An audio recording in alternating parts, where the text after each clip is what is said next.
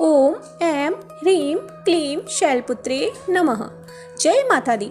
आप सभी भक्तों पर माँ भगवती की कृपा दृष्टि हमेशा बनी रहे। माँ शैलपुत्री की कृपा से आप सभी को धन धान्य ऐश्वर्य सौभाग्य आरोग्य तथा मोक्ष की प्राप्ति हो। आप सभी भक्तों को नवरात्रि पर्व की हार्दिक शुभकामनाएं। प्रिय भक्तों, आज नवरात्रि के प्रथम दिन माँ शैलपुत्री की पूजा अर्चना करने का विधान है।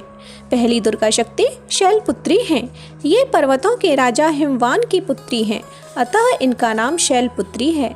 पूर्व जन्म में ये यक्ष प्रजापति की पुत्री सती थीं और शिव जी से इनका विवाह हुआ था।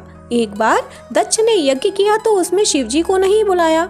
सती हट करके वहां गई तो दक्ष ने शिव का अपमान किया। पति का अपमान सहन न कर सती ने योगाग्नि द्वारा अपने शरीर को जलाकर भस्म कर दिया। फिर जन्मांतर में ये राजा हिमवान की पुत्री पार्वती हिमवती बनकर पुनः शिव जी की पत्नी बनी। जब वृत्रासुर का वध करने पर देवों को अभिमान हो गया तो इन्हीं ने इंद्रादि देवों का अभिमान खंडित किया। तब लज्जित देवगण इनकी स्तुति कर कहने लगे, वस्तुतः आप ही शक्ति हैं, आपसे ही शक्ति पाकर हम सब शक्तिशाली हैं, आपकी जय हो। शैलपुत्री माँ का मंत्र है, शैले वने वसति ओ वन राजसिंह आरोह्यं तं भ्रमति दुर्गम पर्वतेषु ग्रामेषु या च नगरेषु च मंदिरेषु सा पातु माँ भगवती जगदादिशक्तिः। प्रिय भक्तों, आज हम श्रवण करेंगे श्री दुर्गा सप्तशती पाठ का अध्याय 1, जिसमें महर्षि मेधा द्वारा राजा सुरथ और वैश्य समाधि को देवी की महिमा का वर्णन किया गया है। महर्षि मार्कंडेय जी बोले, सूर्य के पुत्र सावर्णी की उत्पत्ति की कथा विस्तार पूर्वक कहता हूँ, सो सुनो। सावर्णी महामाया की कृपा से जिस प्रकार मनवंतर के स्वामी हुए उसका प्रसंग भी सुनो। पहले स्वारोचिष नामक मनवंतर में चैत्रवंशी सुरथ नाम के राजा थे। सारी पृथ्वी पर उनका राज्य था। वे प्रजा को अपने पुत्र के समान मानते थे, फिर भी कोला विध्वंसी राजा उनके शत्रु बन गए। दुष्टों को दंड देने वाले राजा सुरथ की उनके साथ लड़ाई हुई। कोला विध्वंसियों की संख्या में कम होने पर भी राजा सुरथ उनसे युद्ध में हार गए। तब वे अपने नगर में लौट आए। केवल अपने देश का राज्य ही उनके पास रह गया और वे उसी देश के राजा होकर राज्य करने लगे, किंतु उनके शत्रुओं ने उन पर वहां भी आक्रमण कर दिया। राजा को बलहीन देखकर उनके दुष्ट मंत्रियों ने राजा की सेना और खजाना अपने अधिकार में कर लिया। राजा सुरथ अपने राज्याधिकार को हारकर शिकार खेलने के बहाने घोड़े पर सवार होकर वहां से एक घने जंगल की ओर चले गए। उस जंगल में उन्होंने महर्षि मेधा का आश्रम देखा। वहां महर्षि मेधा अपने शिष्यों तथा मुनियों सहित बैठे हुए थे। वहां कितने ही हिंसक जीव परम शांति भाव से रहते थे। राजा सुरथ ने महर्षि मेधा को प्रणाम किया और महर्षि ने भी उनका सत्कार किया। राजा सुरथ महर्षि के आश्रम में कुछ समय ठहरे।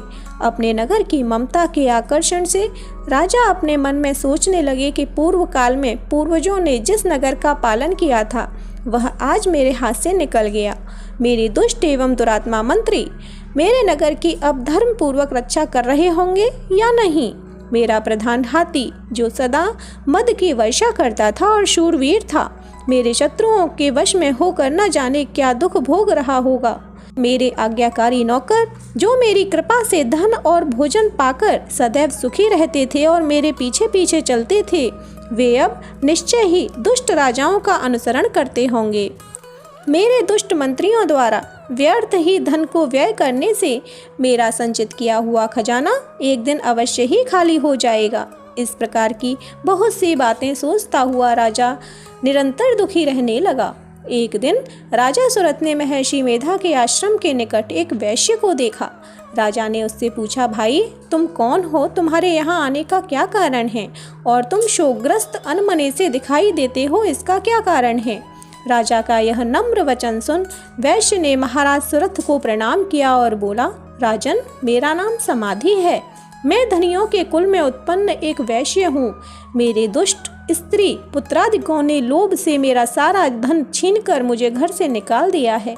मैं इस तरह से दुखी होकर इस वन में चला आया हूँ।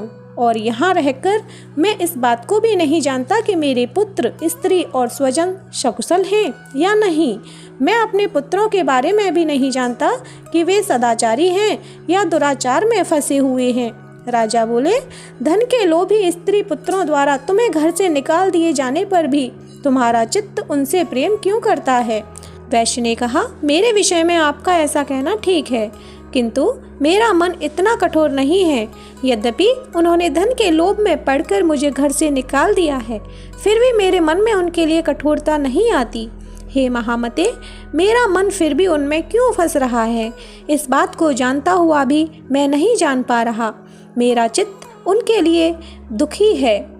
उन लोगों में प्रेम नाम को भी नहीं है, फिर भी ऐसे स्नेहियों के लिए मेरा हृदय कठोर नहीं होता। महर्षि मार्कंडेय जी ने कहा, हे ब्राह्मण, इसके पश्चात महाराज सुरथ और वह समाधि नामक वैश्य दोनों महर्षि मेधा के समीप गए और उनके साथ यथा योग्य न्यायोचित व्यवहार करके दोनों ने वार्ता आरंभ की। राजा बोले, हे भगवान, मैं आपसे एक बात पूछना चाहता हूँ, सो कृपा करके मुझे बतलाइए। मेरा मन मेरे अधीन नहीं है, इससे मैं बहुत दुखी हूँ। राज्य और धनादि की चिंता अभी तक मुझे बनी हुई है और मेरी यह ममता अज्ञानियों की तरह बढ़ती ही जा रही है। यह समाधि नामक वैश्य भी अपने घर से अपमानित होकर आया है। इसके स्वजनों ने इसे त्याग दिया है। स्वजनों द्वारा त्याग दिए जाने पर भी यह उनसे हार्दिक प्रेम रखता है। इस तरह हम दोनों ही दुखी हैं। हे महाभाग, उन लोगों के अवगुणों को देखकर भी हम दोनों के मन में उनके लिए ममता जनित आकर्षण उत्पन्न हो रहा है। हमारे ज्ञानी होते हुए भी ऐसा क्यों है? अज्ञानी मनुष्यों की तरह हम दोनों में यह मूढ़ता क्यों है? महर्षि मेधा ने कहा, विषय मार्ग का ज्ञान सभी जंतुओं को है। सभी के लिए विषय अलग अलग होते हैं। कुछ प्राणी दिन में नहीं देखते और कुछ रात को, परंतु कुछ जीव ऐसे भी हैं जो दिन तथा रात दोनों में देख सकते हैं। यह सत्य है कि मनुष्यों में ज्ञान प्रधान है, किंतु केवल मनुष्य ही ज्ञानी नहीं होता, पशु पक्षी आदि भी ज्ञान रखते हैं। जैसे ये पशु पक्षी ज्ञानी हैं, वैसे ही मनुष्यों का ज्ञान है, और जो ज्ञान मनुष्यों में है वही पक्षियों में है, तथा अन्य बातें भी दोनों में एक जैसी पाई जाती हैं। इन पक्षियों की ओर देखो, ज्ञान होने पर भी ये स्वयं भूख से पीड़ित होते हुए भी अपने बच्चों की चोंच में कितने प्रेम से अन्न के दाने डाल रहे हैं। हे राजन, ऐसा ही प्रेम मनुष्यों में अपनी संतान के प्रति होता है। लोभ के कारण अपने उपकार का बदला पाने के लिए मनुष्य पुत्रों की इच्छा करते हैं और इस प्रकार मोह के गर्त में गिरते हैं। भगवान श्री हरि की जो माया है, उसी से संसार मोहित हो रहा है। इसमें आश्चर्य की कोई बात नहीं है, क्योंकि वह भगवान विष्णु की योग निद्रा है। यह माया ही है जिसके कारण संसार मोह में जकड़ा हुआ है। यही महामाया भगवती देवी ज्ञानियों के चित्त को बलपूर्वक खींचकर मोह में डाल देती है और उसी के द्वारा संपूर्ण जगत की उत्पत्ति होती है। यही भगवती देवी प्रसन्न होकर मनुष्य को मुक्ति प्रदान करती है। यही संसार के बंधन का कारण है तथा संपूर्ण ईश्वरों की भी स्वामिनी है। राजा सुरथ ने पूछा, भगवान, वे देवी कौन सी हैं जिनको आप महामाया कहते हैं? हे ब्राह्मण, वे कैसे उत्पन्न हुई और उनका कार्य क्या है? उनके चरित्र कौन कौन से हैं? प्रभु, उनका जैसा प्रभाव हो, जैसा स्वरूप हो, वह सब कृपा करके मुझसे कहिए, मैं आपसे सुनना चाहता हूँ। महर्षि मेधा बोले, राजन, वे देवी तो नित्य स्वरूपा हैं और उन्हीं के द्वारा संसार रचा गया है। तब भी उनकी उत्पत्ति अनेक प्रकार से होती है, वह सब आप मुझसे सुनो। वे देवताओं का कार्य सिद्ध करने के लिए प्रकट होती हैं। उस समय वे उत्पन्न हुई कहलाती हैं। संसार को जलमय करके जब भगवान विष्णु योग निद्रा का आश्रय लेकर शेष सैया पर सो रहे थे, तब मधु और कैटब नाम के दो असुर उनके कानों के मैल से प्रकट होकर श्री ब्रह्मा जी को मारने के लिए उद्धत हुए। भगवान विष्णु के नाभि कमल में विराजमान ब्रह्मा जी ने जब उन दोनों को अपनी ओर आते हुए और भगवान विष्णु को सोते हुए देखा, तो वे श्री भगवान को जगाने के लिए उनके नेत्रों में निवास करने वाली योग निद्रा की स्तुति करने लगे। श्री ब्रह्मा जी ने कहा, हे देवी, तुम ही स्वाहा, तुम ही स्वधा और तुम ही वषटकार हो। स्वर भी तुम्हारा ही स्वरूप है और तुम ही जीवन देने वाली सुधा हो। नित्य अक्षर प्रणव में अकार, उकार, मकार, इन तीनों मात्राओं के रूप में तुम ही स्थित हो। इनके अतिरिक्त जो बिंदु स्वरूपा अर्धमात्रा है, जिसका कि विशेष रूप से उच्चारण नहीं किया जाता, हे देवी, वह भी तुम ही हो। हे देवी, संध्या, सावित्री तथा परम जननी तुम ही हो। तुम ही इस विश्व को धारण करती हो। तुमने ही इस जगत की रचना की है। तुम ही इस जगत का पालन करती हो और तुम ही कल्प के अंत में सबका भक्षण करती हो। हे देवी, जगत की उत्पत्ति के समय तुम सृष्टि स्वरूपा हो। तुम ही इस विश्व को धारण करती हो। तुमने ही जगत की रचना की है। तुम ही जगत का पालन करती हो और तुम ही कल्प के अंत में सबका भक्षण करती हो। हे देवी, जगत की उत्पत्ति के समय तुम सृष्टि रूपा हो, पालन काल में स्थित रूपा हो और कल्प के अंत में संहार रूप धारण कर लेती हो। तुम ही महाविद्या, महामाया, महामेधा, महास्मृति, महामोह रूपा महादेवी तथा महासुरी हो।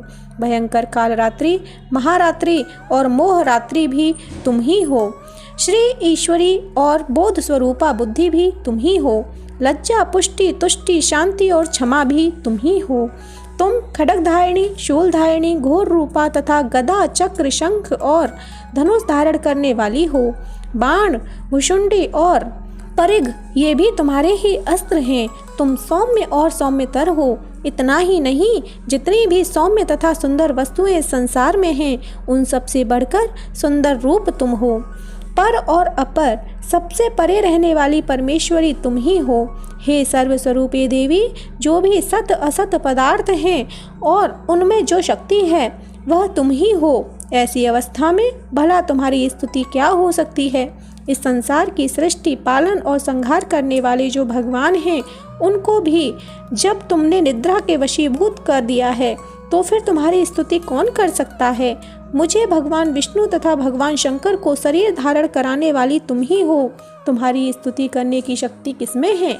हे देवी, तुम तो अपने इन उदार प्रभावों से ही प्रशंसित हो।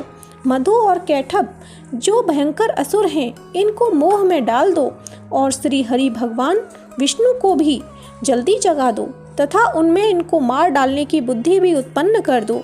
महर्षि मेधा बोले, हे राजन, जब श्री ब्रह्मा जी ने देवी से इस प्रकार स्तुति करके भगवान को जगाने तथा मधु और कैटभ को मारने के लिए कहा, तो वे भगवान श्री विष्णु के नेत्र, मुख, नासिका, बाहु, हृदय और वक्ष स्थल से निकलकर श्री ब्रह्मा जी के सामने खड़ी हो गईं। उनके ऐसा करते ही भगवान श्री हरि तुरंत जाग उठे और उन्होंने दोनों असुरों को देखा, जो अत्यंत बलवान तथा पराक्रमी थे और क्रोध से जिनके नेत्र लाल हो रहे थे और जो ब्रह्मा जी का वध करने के लिए उद्धत थे। तब क्रुद्ध हो उन दोनों दुरात्मा असुरों के साथ भगवान श्री हरि पूरे 5000 वर्ष तक लड़ते रहे। एक तो वे अत्यंत बलवान तथा पराक्रमी थे, दूसरे महामाया ने भी उन्हें मोह में डाल रखा था। अतः वे भगवान विष्णु से कहने लगे कि हम दोनों तुम्हारी वीरता से अत्यंत प्रसन्न हैं, तुम हमसे कोई वर मांगो। भगवान ने कहा, यदि तुम मुझ पर प्रसन्न हो तो अब तुम मेरे हाथों से मर जाओ। बस इतना ही वर मैं तुमसे मांगता हूँ। महर्षि मेधा बोले, इस प्रकार जब वे धोखे में आ गए और अपने चारों ओर जल ही जल देखा, तो भगवान श्री हरि से बोले, जहाँ पर जल न हो, सूखी जमीन हो, उसी जगह हमारा वध कीजिए। महर्षि मेधा कहते हैं, तथास्तु कहकर भगवान श्री हरि ने उन दोनों को अपनी जांग पर लेटाकर उन दोनों के सिर काट डाले।